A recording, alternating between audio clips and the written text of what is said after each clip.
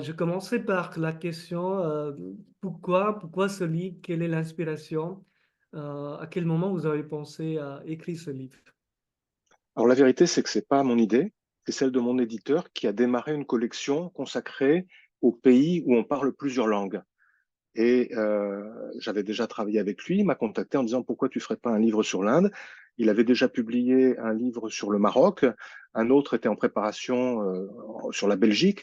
Et c'est vrai que une des choses qui étonne le plus les Indiens quand ils sont confrontés à la France, c'est de voir que les Français ne parlent qu'une seule langue, maîtrisent pour certains d'entre eux plus ou moins bien une langue étrangère, mais c'est une langue étrangère.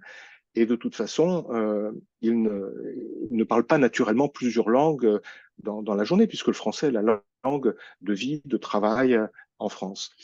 Et donc, moi, j'ai souvent été confronté à titre personnel à ce genre de questions. Par exemple, mes amis indiens, quand ils entendent parler de mes livres, disent, ah ben, il faudra que tu m'en donnes un. Et puis, dans un deuxième temps, ils disent, ah oui, mais il doit être en français, non? Mmh. Oui, bah oui, en France, on lit et on écrit en français.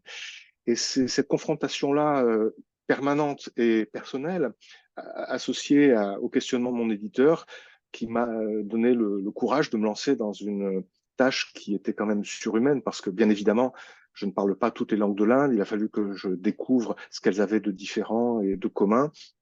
Et comment raconter ça d'une manière qui ne soit pas trop livresque, si possible, mais qui n'échappe pas non plus, enfin qui ne passe pas à côté de ce qui fait le trait dominant et essentiel de chacune de ces langues. Voilà, c'est un peu un défi.